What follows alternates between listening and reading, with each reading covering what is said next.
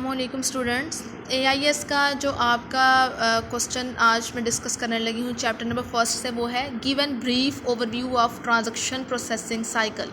ठीक है, तो देखिए गर्ल्स, ट्रांजैक्शन प्रोसेसिंग एक कंप्यूटराइज सिस्टम है जिसके थ्रू हम रूटीन ट्रांजैक्शंस को, जो बिज़नेस में रूटीन ट्रांजैक्शंस होती हैं, उनको प्रोसेस करते हैं। ठीक है, आपको ट्रांजैक्शन के बारे में पता है, आपने अकाउंटिंग में पढ़ा है कि ट्रांजैक्शन क्या होती है।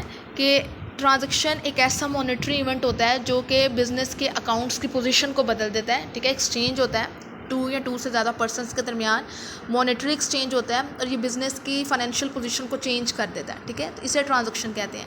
तो रूटीन बेसिस पे ऑर्गेनाइजेशन में जो ट्रांजैक्शन हो रही होती हैं, उन ट्रांजैक्शंस को कैप्चर करना, ठीक है, और उसके बाद उन ट्रांजैक्शंस को कैप्चर करने के बाद प्रॉपर तरीके से प्रोसेस करके इंफॉर्मेशन की फॉर्म में कन्वर्ट करना ताकि डिफरेंट तरह के डिसीजंस लिए जा सकें। This is called transaction processing system. तो टीपीएस काम किस तरीके से करता है? Perform record the daily routine transactions, daily routine की ट्रांजैक्शंस को रिकॉर्ड करेगा। Monitor the status of operation relation with external environment, उसके बाद देखेगा कि ये जो ऑपरेशन था, ये ट्रांजैक्शन थी, इसका एक्सटर्नल इन्वायरमेंट से क्या रिलेशनशिप है। मींस कि कैश रिसीव किया है आपने, किससे रिसीव किया है, अकाउंट रिसीवेबल्स बने हैं, कौन है account receivable, serve as an operational level. और ये आपके डेली ऑपरेशन से रिलेटेड होता है, जो रूटीन किस्म के आप टास्क परफॉर्म कर रहे होते हैं उनसे रिलेटेड होता है। तो a transaction processing system is a type of information system that collects, stores, modifies and retrieves the data transaction of an enterprise.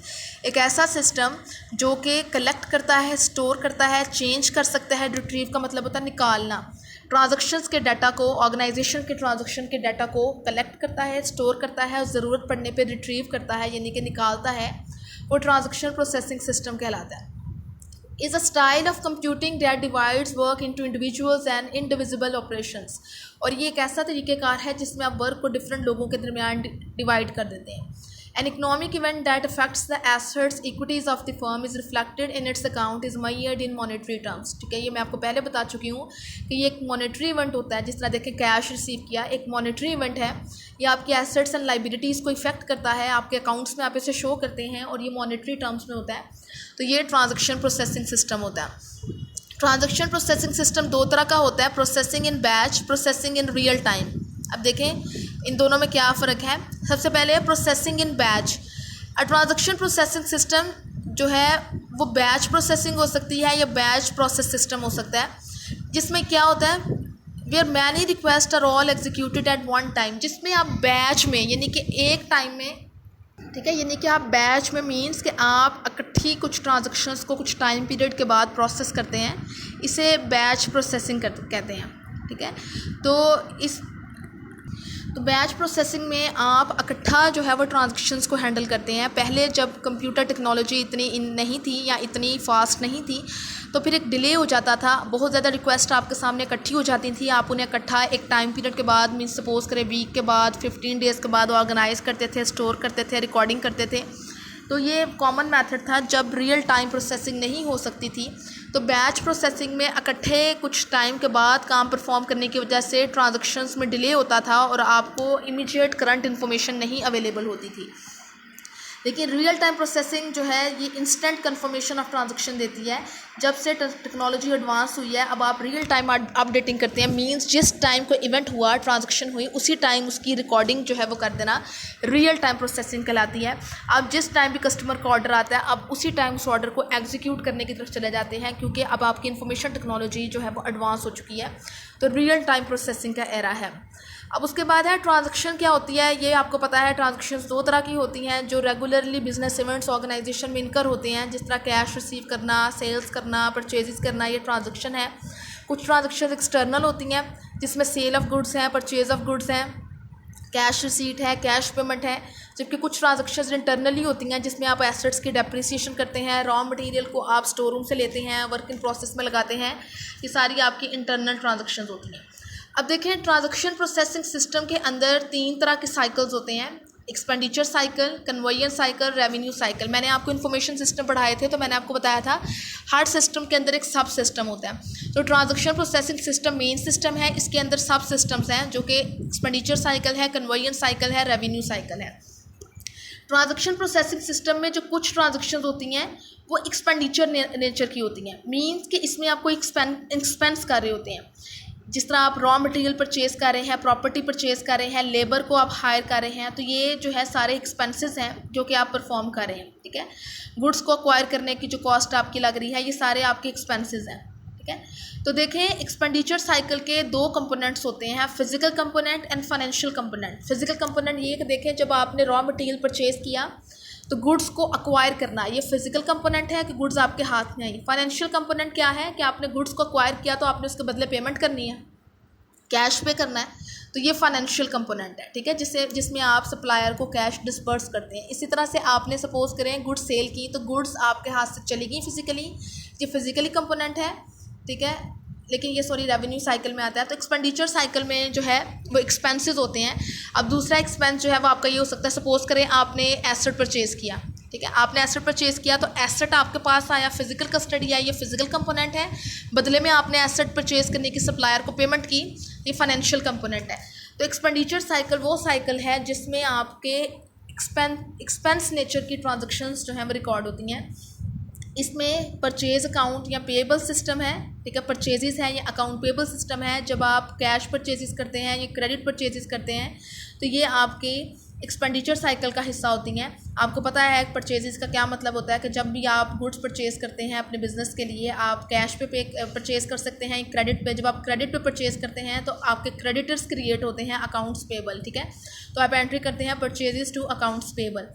तो एक्सपेंडिचर साइकिल इस सिस्टम को डील करता है। कैश डिस्बर्समेंट सिस्टम, जब आप कैश डिस्ट्रीब्यूट करते हैं, यानी कि आप अपने सप्लायर्स को पेमेंट करते हैं, वेंडर्स को पेमेंट करते हैं, तो ये रिकॉर्डिंग भी एक्सपेंडिचर साइकिल के अंदर होती है। पेरोल सिस्टम, आप अपने लेबर को पेरोल कहते हैं सैलरी को, आप अपने लेबर को पेरोल पे करते हैं, सैलरी पे करते हैं, उनको पे चेक डिस्ट्रीब्यूट करते हैं, तो ये सारी हैंडलिंग जो है पेरोल सिस्टम में होती है, जो एक्सपेंडिचर साइकिल का हिस्सा है।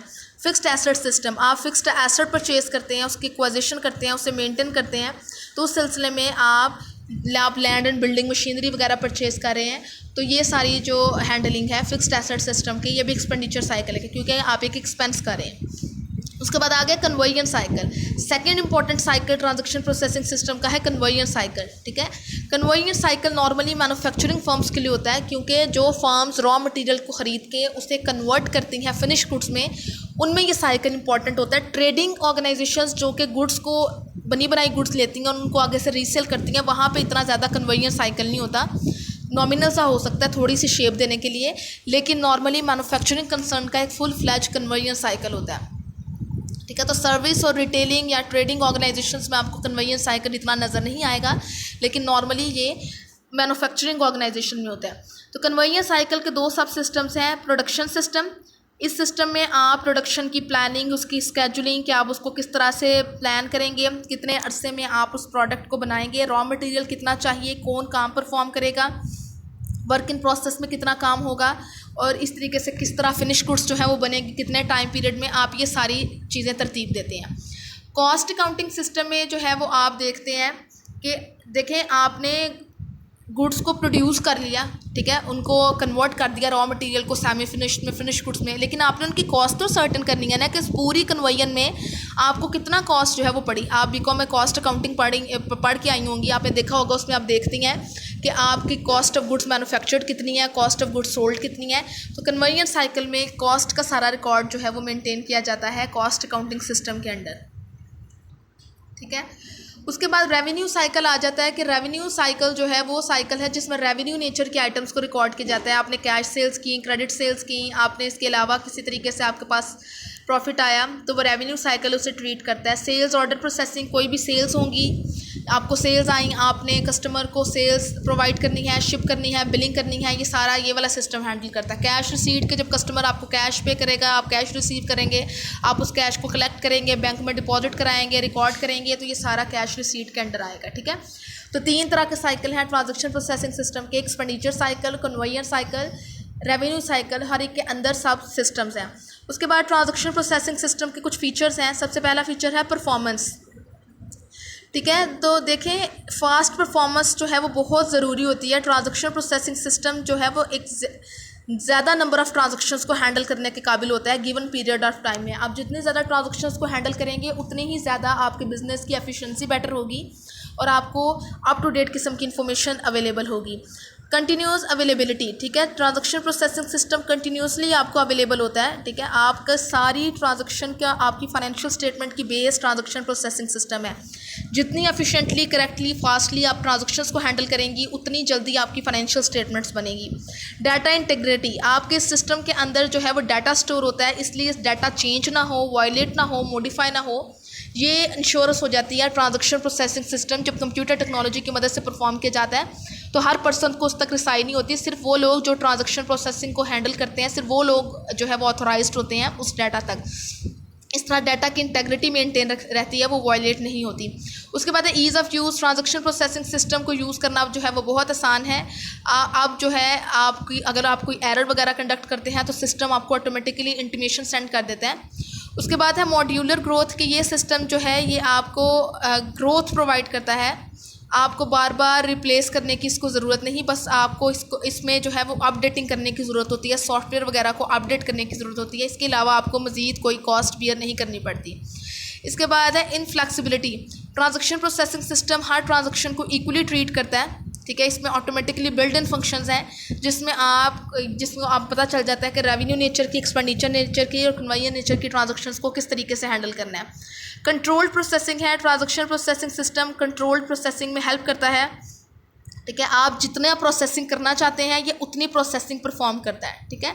तो प्रोसेसिंग सिस्टम से जितने एम्प्लॉयज़ रिलेट होते हैं उनकी जितनी नीड्स एंड रिक्वायरमेंट्स होती हैं उसके अकॉर्डिंगली ये प्रोसेसिंग परफॉर्म करता है, ठीक है।